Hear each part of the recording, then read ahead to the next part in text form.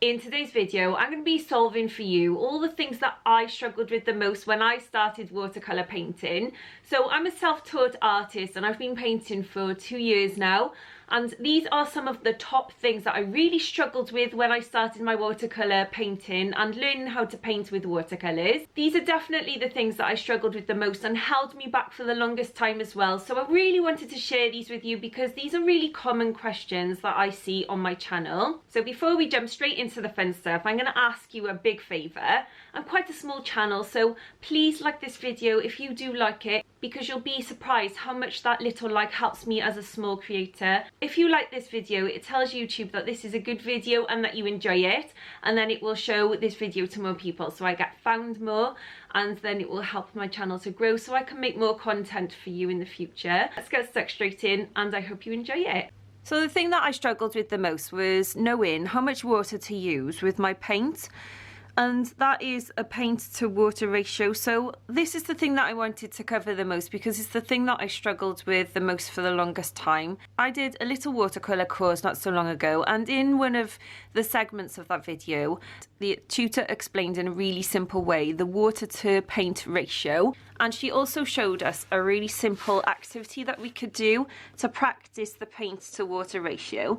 So if you draw some circles or some squares or triangles or whatever shape you want to on your paper, I want you to draw 5 circles or shapes, and then we're going to practice the water to paint ratio, and we're going to go from tea consistency all the way to butter. And in between, I will show you the different ratios. And when I say ratio, I mean how much water and paint are mixed together. So for instance, with tea, we're going to have lots of water and a little bit of paint. And then with butter, we're going to have lots of paint and hardly any water. I'm going to write down what I think these ratios look like. So this is tea. This one is coffee. This one is going to be milk. This one is going to be cream, and then this one is going to be butter. So for this exercise, you want to be using some dark colours that you've got. With this activity, you want to be using darker colours because the light colours like yellows, oranges and pinks and things like that, you won't be able to see the difference when you add more pigment as much as you will with a darker colour like ultramarine blue. So you can use any blue, a grey, or you could use a dark green or something like that, and maybe a red might be okay as well, so have a little play around with your red. So just think of the consistency of tea. Tea is very watery, you can see through it, it's transparent, and it's just got lots of water mixed into it, so that's what you want your paint to look like. So I've just put some more water into this. So it's got lots of water mixed into it, and this is great for if you want to add washed out backgrounds. Think of your first light layers, your lightest layers, and your lightest tones and values as well. You can do the run test, so you can see that that's really runny, it's running around really easily in my palette. I want to point out that although this has got lots of water mixed into it, I'm not putting lots of water onto the paper.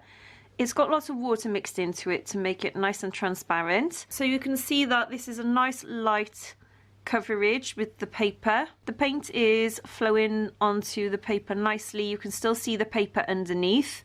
If I paint over my pencil marks, you still can see the pencil marks underneath because that paint is really transparent, see-through. And I'm able to paint that onto the paper. It's nice and flowy. It's still very light and pale though. For the coffee consistency, the paint to water ratio, I'm going to add more paint. So you might hear me saying pigment, and that just means paint. You can see me giving my paint a good massage because this paint, I allow it to dry on, and I'm just adding a bit more of that paint to the water just to darken it up. By adding more pigments, you're going to darken up that paint, but you're also going to allow that paint to become darker. I'll show you the difference that has made now just by putting in a little bit more paint, and you can see straight away that that is more vibrant. You can noticeably see that there's more paint mixed into this coffee consistency. So it's thicker, ever so slightly thicker, and it's darker as well. So although we've used the same paint and the same colour, we've used a different ratio of paint to water. So obviously I've put more paint into the water. And when I paint, these are the two consistencies that I use the most. So these are normally my first layers that I put down. I usually start with a tea consistency, and then I'll go in with a coffee consistency if I want to darken certain areas up. And then I'm going to show you the consistency of milk. I'm simply just taking more paint or pigment, and I'm just going to put that into my paint well. So this has got water already into it. So we're basically just adding more and more paint to the water that's already down. So a really good exercise is to start off in your palette with some water and then practice with adding varying amounts of paint. So start off with a little bit of paint, add that to your water, put that down onto your paper and have a little play around. Then take more paint and add that to your water and just keep practicing. So you can see I've put some more paint into my well. It's still watery, but it's not running around my palette as much as the coffee and the tea. It's noticeably thicker. This is the consistency of milk, and straight away you can see that that is darker. It's also less transparent, although it's still transparent. It's noticeably much less transparent. If I paint over my pencil marks, you can still see the pencil marks, but they're hardly noticeable at all. Whereas with the tea, you can really see the pencil marks. And with the coffee, you can still see the pencil marks, but not as much as the tea. And then with the milk, you can see that those pencil marks are barely noticeable. So if I paint over the pencil marks like this, so you can see that I'm going on the outside of those pencil marks on purpose. The thicker the paint, the more you're going to cover up your paper. It's going to be less see-through, so you're going to see those layers underneath a lot less with thicker paint like this. And you're also going to be able to cover up pencil marks as well. You can see that by adding a bit more paint, I've darkened that colour as well, and it's a lot more intense. The consistency of cream is going to be nice and thick. So I'm still going to continue to use this well here, although there's lots of water mixed into this. The more paint I mix into it, the more it kind of absorbs into that water and it becomes noticeably thicker. I think you can see by the side of my well here, if I rub my paintbrush on the side of my well, how much thicker that paint is because it's taking a lot longer to run down the well. Just think about your double cream and the consistency of that. Still a little bit runny, but not very much at all. You can see that not moving around my paint well as much. So it is quite thick. The consistency of cream is lovely and thick. It's got water mixed into it, but it's a lot more of the paint than water. So there's more paint in this than there is water. That paint is going to be nice and dark. You can see that some of that is coming out a bit dry, but I'm still able to cover that area. It's just a lot harder because my paintbrush is drier. I'm painting over those pencil marks and you can see those pencil marks are virtually gone. So where you can see the pencil marks with the tea, that's very transparent and thin. Then we get a little bit thicker with the coffee. You can still see those pencil marks. With the milk, we got a bit thicker again and you can just about see those pencil marks. With the cream, I can't see the pencil marks hardly at all. So I'm having to really squint to see those pencil marks there. I'll get nice and close for you. And now I'm going to show you the consistency of butter. So butter you think is really thick. We're going to be using hardly any water. Of course we need a bit of water on our brush just to get that paint moving and activate that paint. But all I'm going to do is rub across my dry paint. You can get some really nice dry brush techniques by using the butter consistency. It's very thick, there's hardly any water in that at all.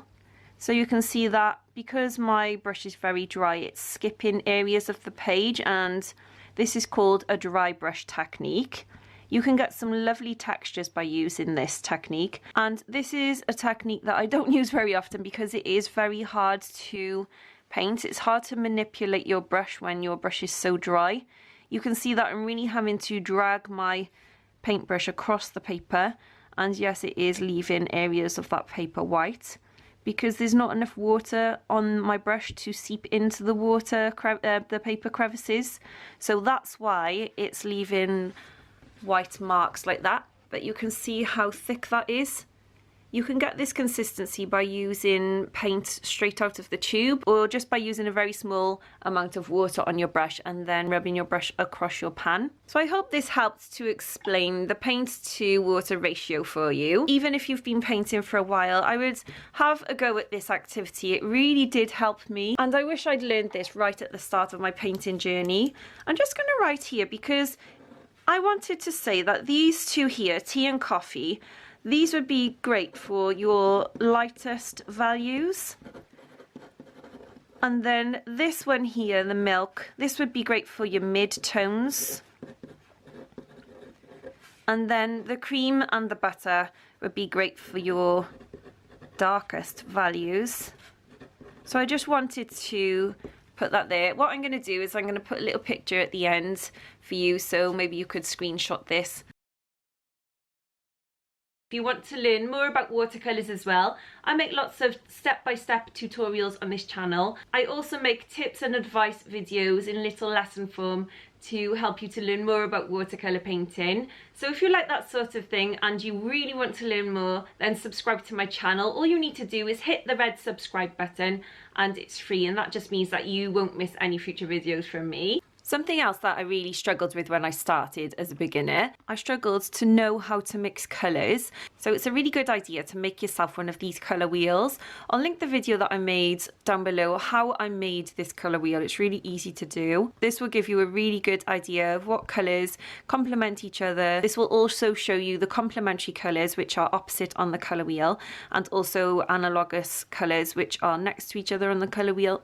This will also give you a good idea of colour schemes that you can pick, so colours that go really nice together. Within colour mixing, you need to start off with the primary colours, which are red, yellow and blue, or cyan, magenta and yellow. When you mix these colours together, you get secondary colours, which are the green, orange and purple. And then when you mix the purple and the orange together, you'll get tertiary colours, which are these sort of in-between colours. I've got two really lovely books that explain a lot about colour and colour theory, so I'll put a little link to these books in my description box. But they explain a lot about colour choices and colour theory, and this one in particular, Exploring Colour Workshop, this is a really good one to start with if you're a beginner, because it really delves straight into colour choices. It gives you a glossary of colour terms. It's also got colour wheels in there as well. So there's lots to learn in this book. This is a really good book to start with if you're trying to learn colour theory. When it comes to colour mixing, you can take any colours that you want and mix them together, but it depends on what colours you take and the variation of that colour as well to what colour you're going to end up with. So for instance, I'm taking red here, but this is actually a alizarin crimson, so it's not just red. There are so many reds on the market these days, and they all have different undertones and bias colours. Bias colours means the main colour that is used in that paint. So this one is alizarin crimson. It's got a slight hint of blue in it because it is a cool colour. So I'm going to put this down in my palette, and if I look at my colour wheel, I know that red and blue mixed together will come up with a purple colour. I'm going to mix the blue into this red, and can you see that it's coming out with a lovely violet colour? So I would get yourself some scrap paper and practice mixing colours together, and then testing them out onto your scrap pieces of paper to see what colours you can come up with. So you can see that that's actually made quite a nice violet. It's quite a muted dark violet, so it's not really sort of vibrant, but it's still really nice. So you can get a really good idea of what colours you can make just by mixing two colours. The colour that you end up with also depends on how much of the ratios of the colour that you put in. So for instance, If I just put 50-50 alizarin crimson and ultramarine, that's going to make a for sure violet. Because I've put more of the ultramarine in now, you're going to end up with a more blue toned purple. So you can see that that's still purple, but it's more on the blue scale. So it's more blue toned. So it's still a violet or a purple, but you can see more of the blue in it there. Whereas this one has a bit more of the red in it. I'm using a really old brush at the moment, so I don't usually use this brush for painting. I'm only using it because I use this a lot for mixing, so I don't ruin my other brushes. You can also practice with mixing different shades of red and different shades of blue as well. So for instance, I've got some permanent rose here, and then I've got my ultramarine violet. And can you see that just by mixing permanent rose with the ultramarine blue, I keep saying violet for some reason, the ultramarine blue I've popped into there. I've still used the same blue as I did with the alizarin crimson, but this is the difference that it makes. So you can see that that's more of a really nice vibrant violet. You've got colours that are warm toned and you've got colours that are cool toned. So it all depends on what colours you use to what colours you're going to end up with. Thank you so much for watching my video today. I hope you learned something new today. Comment in the comments box below what you found the most useful in this video, and are there any things that you would like to learn about watercolours? Comment in the comments box below. I'll make a note of them and I can make future videos. Have a lovely rest of your day. Happy painting, and I'll see you in my next video. Bye.